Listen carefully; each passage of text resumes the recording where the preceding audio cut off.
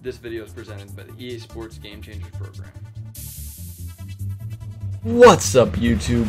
It's Master Gamer here with a new Madden 19 video. This video is going to be MUT Draft against KayKayEs. So right off the bat, we're going to be drafting with New Orleans Saints playbook. I'm familiar with because of tight slots, very similar into Madden 18. So just picked it right off the bat. As you're going to see, we went out. We got a lineman around. Already round 2. You got to pick the biggest one, Damon Harrison. We already got a high zone corner in Darius Slay. Get some run defense. Then again, fastest receivers T.Y. Hilton. And again, best DB, Desmond Trufant. Draft started off loaded. And I mean, that's what you want to see in a draft. Now in this round, we know we're going to get running backs throughout the draft, so I didn't want to draft one too early. Ended up grabbing my tight end and Jordan Reed. Again, very high route running, fast tight end, always good. Then we get Kelsey the round before, can't take him, but we're able to get AJ Green. And again, you can't go too wrong with AJ Green. Leonard Floyd shows up round after, gives us our user for the draft, and then here is our running back round. Just trying to figure out how much spin Alvin Kamara had. I didn't know, so I wasn't able to figure out if it was justifying to actually cut the speed. As you can see, I'm trying to see if you can see the spin move stats. However, that just isn't the case.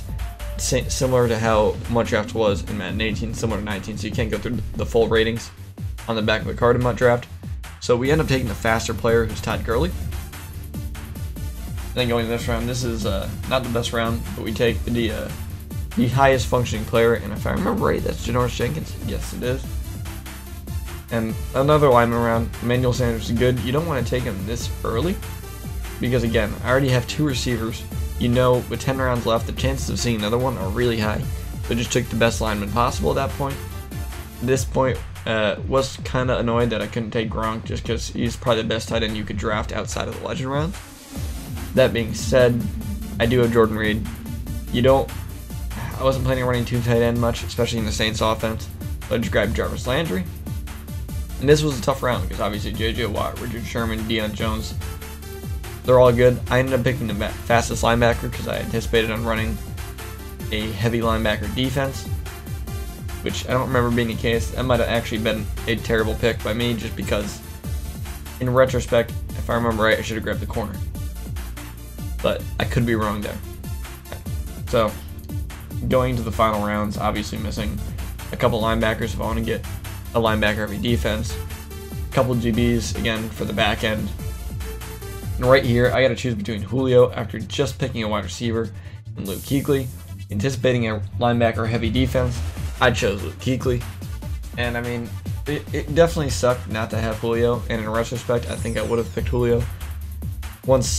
After getting a feel for what I needed in offense, after this gameplay, I realized for this offense, I definitely needed some better receivers. And again, hindsight's 2020. I would have picked Julio, but I ended up going with Luke Kuechly. But on the bright side, there's at least like 5 receivers left somehow. And I mean, Cam. I didn't even look at. I still don't know who the other quarterbacks were. I just picked Cam and then Ted Hendricks. So we got too many linebackers for 4-3 defense. I mean, I have 8 front 7 players. You generally don't want to have 8 front 7. Math doesn't really add up there. I don't think there's a way to even get 8 front 7 players in the field. So yeah, it definitely was a mistake on my end, but there wasn't too many options. On the bright side, we have some mammoths on the team. I mean, you have Ted Hendricks, who's like 6'20". We got Kuechly, who's just insanely tough. Leonard Floyd, who's 6'6", and then Deion Jones, who's just one of the better users in the game just because of speed and agility.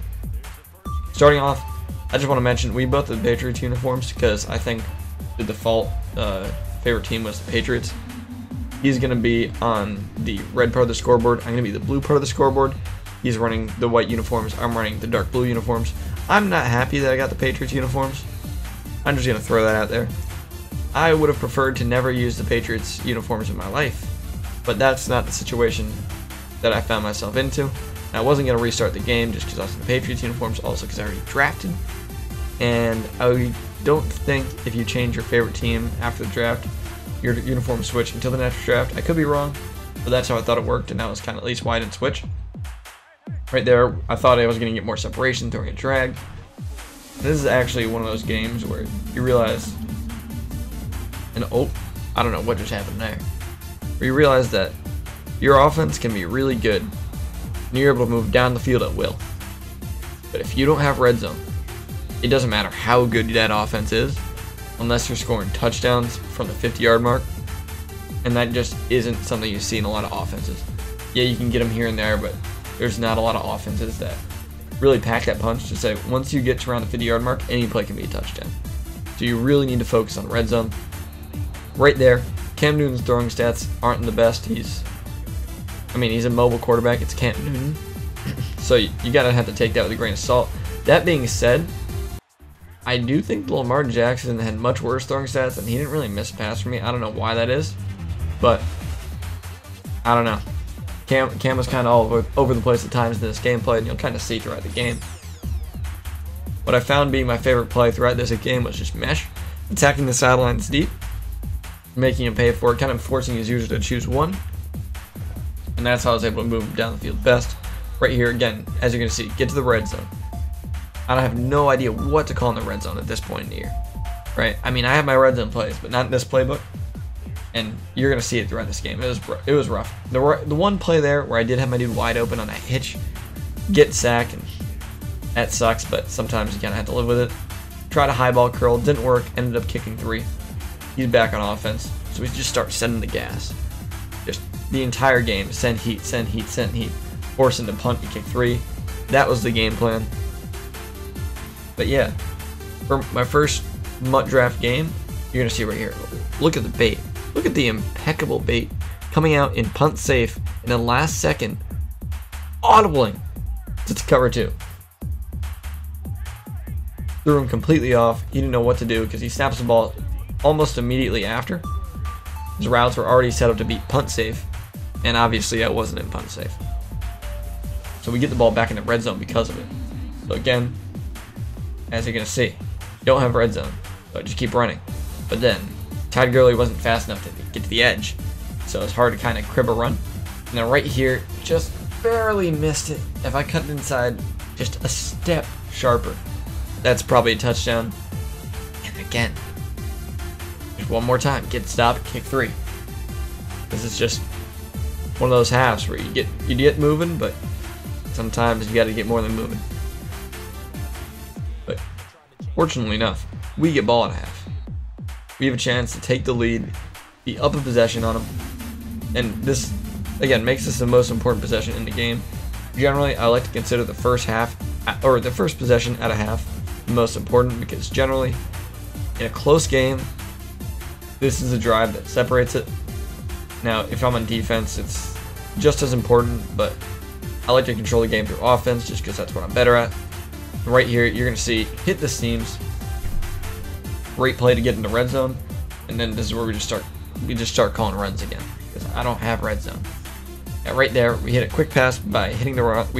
You know when you try and spam A, snap the ball, and then by accident you throw it to A. That's what happened there, but we're able to scramble in with Cam's the next play. So we get our one red zone touchdown was a scramble. At least our one red zone touchdown so far, I should say.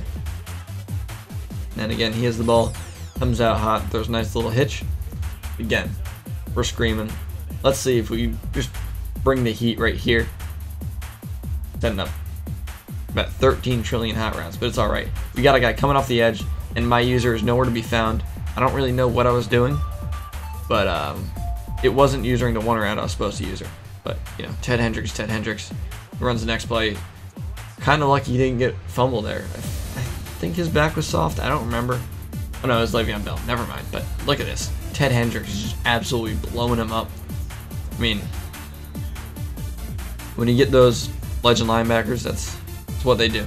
Obviously, it's a user, but I was just in the backfield. When I was in the backfield, he was not getting away from Ted. Right there, just one overthrow on 3rd and 10, which would have been a touchdown. Probably seals the game in the 4th quarter with 2 minutes left. And then back-to-back overthrows with Cam, giving him possession, another shot to come back in this game. Really unfortunate, but again, you pay with the mobility, you pay for the mobility with accuracy. Sorry. And again, Dots gets down to the red zone.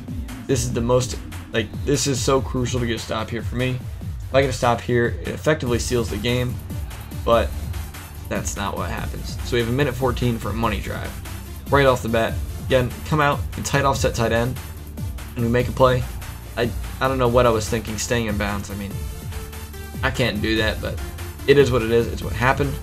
Hit your drags. I have plenty of time still, 3 timeouts. That being said, you still like to get out of bounds there.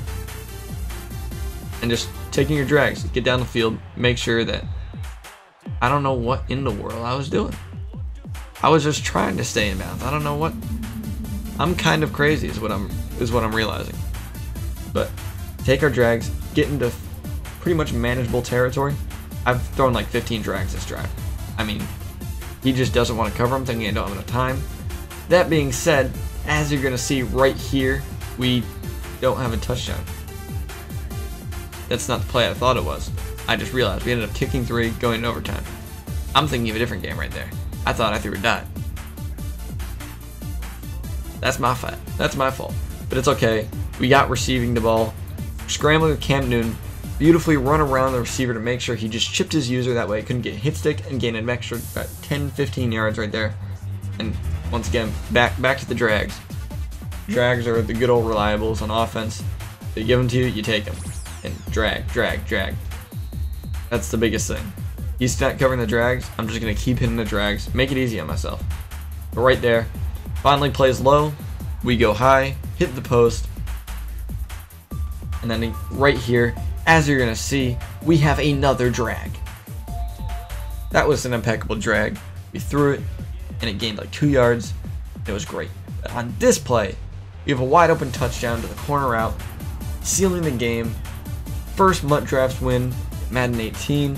Hope you guys enjoyed. If you have any ideas of who you would pick in the draft, let me know. Maybe your draft is different with the same exact cards.